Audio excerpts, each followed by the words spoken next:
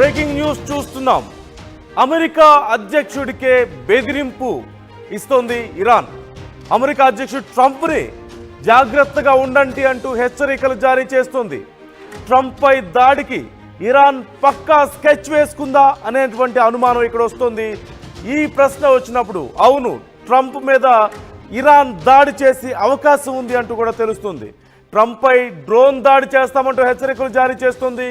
ట్రంప్ను Iran నేత జావేద్ లారిజాన్ హెచ్చరించారు. Iran chief ఖమేనీకి Javed లారిజాన్ కీలక సలహాదారుడిగా గుర్తిస్తున్నారు. ట్రంప్కు ఫ్లోరిడాలోని మారియలాగో నివాసం సురక్షితం కాదంటూ కూడా కామెంట్స్ చేస్తున్నారు. సన్బాత్ చేసే సమయంలో డ్రోన్ దాడి జరగొచ్చంటూ జావేద్ లారిజాన్ హెచ్చరికలు జారీ చేసినట్లుగా తెలుస్తోంది. 2020లో జరిగినటువంటి Iranian top general Qasem Soleimani హత్యలో ట్రంప్ పాత్రను జావేద్ లారిజాన్ ప్రస్తావిస్తున్నారు. ఖమేనీని ఒకవేళ లక్ష్యంగా చేసుకున్నప్పటికీ తప్పకుండా ప్రతీకారం తీర్చుకుంటామంటూ హెచ్చరికలు జారీ చేస్తున్నారు. మొత్తం మీద ఇరాన్ ఒక రకంగా తెగించిందనే చెప్పుకోవాలి. ఇప్పుడు చేస్తున్నటువంటి ఈ లారిజాన్ కామెంట్స్ చూస్తుంటే ఖచ్చితంగా అవసరమైతే దేనికైనా మేము సిద్ధం అమెరికాతో అంటూ ఇరాన్ తెగించినట్లుగా మనకు కనిపిస్తోంది. ఈ మధ్యకాలంలో మనం చూసాం ఇరాన్ మీద అమెరికా దాడి చేయడం, వాళ్ళ బంకర్స్ని పూర్తిగా ధ్వంసం చేసిన తరుణంలో, అండర్ గ్రౌండ్లో ఉన్నటువంటి ఫెసిలిటీస్ అన్ని ధ్వంసం చేసిన తరుణంలో ఇరాన్ హెచ్చరికలు జారీ చేసింది. మేము తిరిగి దాడి చేస్తాం, అంతకంతకు ప్రతీకారం తీర్చుకుంటాం, అమెరికా నష్టపరిహారం చెల్లించుకోవాల్సి వస్తుంది అంటుంది.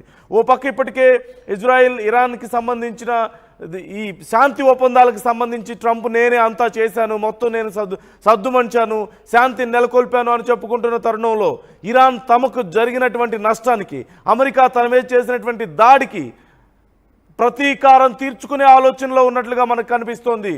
ఇరాన్ మొదటి నుంచి హెచ్చరిస్తూనే ఉంది, అమెరికా మాకు చేసినటువంటి నష్టానికి అంతకంతకు ప్రతిఫలం చెల్లించి తీరాల్సిందే అంటూ.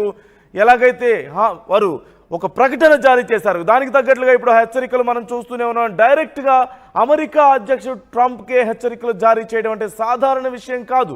నిజంగా అసలు చేయగలుగుతారా లేదా, అంత సామర్థ్యం ఇరాన్ దగ్గర ఉందా లేదా అనేది పక్కన పెడితే అంత స్థాయికి ఇరాన్ తెగించింది అని మాత్రం చెప్పుకోవచ్చు. నిజం చెప్పాలంటే అమెరికా ఇరాన్ని ఒక్కసారి కంపేర్ చేస్తే ఏ స్థాయిలో కూడా ఏ రకంగా చూసినా సరే ఇరాన్ దగ్గర అంత శక్తి లేదు అనడంలో ఎలాంటి సందేహం లేదు. టెక్నాలజీ పరంగా చూసినా, అణ్వాయుధాల పరంగా చూసినా, లేదంటే అమ్యునేషన్ పరంగా చూసినా, సీక్రెట్ ఏజెన్సీస్ స్ట్రెంత్ చూసినా సరే, ఇలా ఏ రకంగా చూసినా సరే అంత టెక్నాలజీ నిజంగా ఇరాన్ దగ్గర ఉందా? అమెరికాను ఢీ కొట్టగలిగేంత, అమెరికా అధ్యక్షుడి మీద దాడి చేయగలిగేంత దమ్ము ఇరాన్కు ఉందా అంటే, అంత శక్తి ఉందా అంటే శక్తి లేదేమో, కానీ అంత దమ్ము మాకుంది, మేము చేయాల్సింది మేము చేస్తామంటూ ఇరాన్ ప్రకటిస్తున్నటువంటి తీరు మనం చూస్తూనే ఉన్నాం. ఏకంగా పెద్దన్నగా చెప్పుకునేటువంటి, ప్రపంచ దేశాలను వణికించేటువంటి, ప్రపంచ దేశాల మీద తన ఆధిపత్యాన్ని చూపించేటువంటి అమెరికా అధ్యక్షుడికే వార్నింగ్ ఇస్తుందంటే అర్థం చేసుకోవచ్చు ఇరాన్ ఎంతకు తెగిస్తుందో. ఖచ్చితంగా మొదటి నుంచి కూడా ఇరాన్ మీద ఇజ్రాయెల్కి సపోర్ట్తో అమెరికా చేస్తున్నటువంటి ఈ దౌర్జన్యాలు, దాడులు మనం చూస్తూనే ఉన్నాం. ఇరాన్ని అన్ని రకాలుగా నష్టం చేసే ప్రయత్నం చేస్తుంది అమెరికా, ఇజ్రాయెల్కు సపోర్ట్ ఇస్తూ వస్తుంది. ఇరాన్ మొదటి నుంచి కూడా హెచ్చరికలు జారీ చేస్తూనే ఉంది. మొన్న జరిగినటువంటి యుద్ధంలో కూడా చూసాం, అవసరమైతే అమెరికా పోస్టుల మీద కూడా దాడి చేసినటువంటి పరిస్థితి. అమెరికా సైనిక స్థావరాల మీద ఇరాన్ దాడి చేయడం అంటే మనం అర్థం చేసుకోవచ్చు. ఇరాన్ మొదటి నుంచి కూడా వెనక్కి తగ్గలేదు అమెరికా విషయంలో. మా జోలు మీరు రావద్దు, మీ జోలు మేము రావు అని చెప్తూనే ఉంది. ఒకవేళ మాతో పెట్టుకున్నారా, మాకు గనక నష్టం చేశారా, అంతకంతకు ప్రతీకారం తీర్చుకొని తీరుతాం.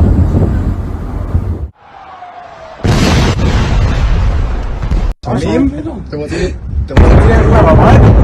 C'est bon. Tamim, te voy a tirar.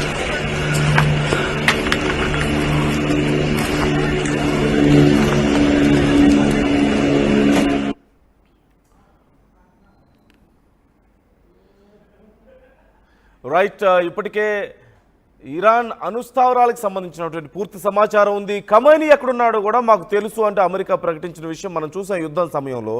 ఇలాంటి తరుణంలో మరి ట్రంప్కే సమస్య ఎదురయ్యే పరిస్థితి కనిపిస్తుంది.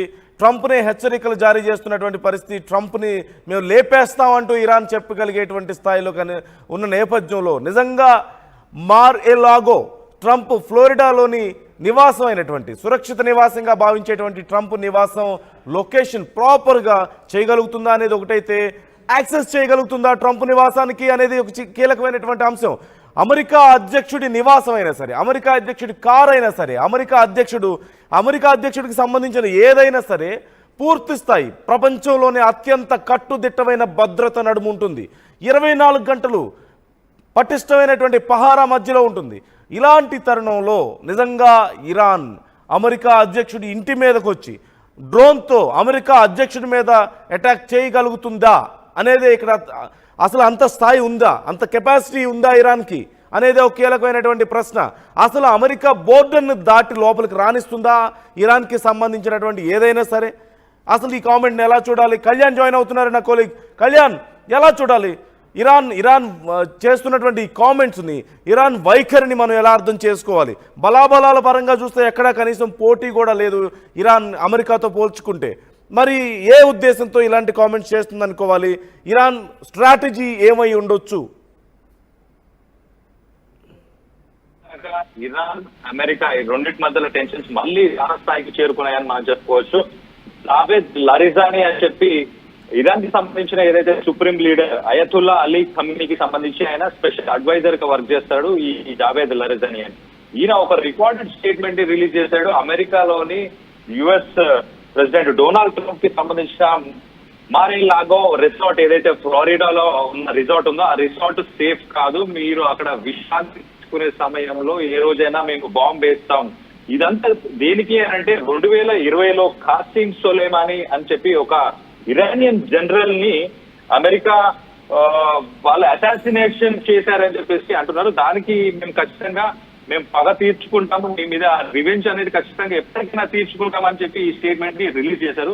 మనం ఇంకో పక్కన చూస్తే ఇరాన్ కి సంబంధించిన మిసైల్స్ ఏవైతున్నాయో లాంగ్ రేంజ్ మిసైల్స్ దాదాపు 1500 నుంచి 2000 కిలోమీటర్ల పైన కూడా వెళ్లే మిసైల్స్ ఉన్నాయి. కానీ వీటిని ఇక్కడ వీళ్ళు యాక్టివేట్ చేసిన తర్వాత మినిమం ఒక 10 నుంచి 15 నిమిషాల పైననే పడుతుంది అమెరికాకి రీచ్ అవ్వడానికి. అందులోపల అమెరికాలో ఉన్న హై టెక్నాలజీకి సంబంధించిన రేడార్స్ కావచ్చు, అక్కడ ఉన్న జెట్ ఫైటర్స్ కావచ్చు, బాంబర్స్ కావచ్చు, ఇవన్నీ యాక్టివేట్ చాలా ఫాస్ట్ గా అయితే ఈ థ్రెట్ అనేది డెఫినెట్ గా వాళ్ళు థ్రెట్ ని ఎదుర్కొనే అవకాశం కూడా ఉంది. వాళ్ళకున్న టెక్నాలజీ, అమెరికాకున్న సామర్థ్యం వల్ల ఖచ్చితంగా ఎదుర్కొనే అవకాశం ఉంది. కానీ ఇలాంటి స్టేట్మెంట్స్ చేయడం వల్ల అమెరికా మళ్ళీ ట్రంప్ ని ప్రొవోక్ చేసినట్టు అవుతుంది. ట్రంప్ మళ్ళీ దీని మీద ప్రతిఘటించడానికి మళ్ళీ బాంబర్స్ ని ఏమైనా యాక్టివేట్ చేస్తారా, లేకపోతే ఇంకేదైనా చేసే అవకాశం ఖచ్చితంగా ఉందని కూడా మనకు అర్థమైంది. ఈ జావేద్ లరిజానీ ఎవరైతే special advisor supreme leader Ayatollah Ali ఖమేనీకి ఈయన స్పెషల్ అడ్వైజర్, ఈయన ఈ స్టేట్మెంట్ రిలీజ్ చేశాడు. సో ఖమేనీకి లాస్ట్ టైం బంకర్ లో ఉన్నప్పుడు కూడా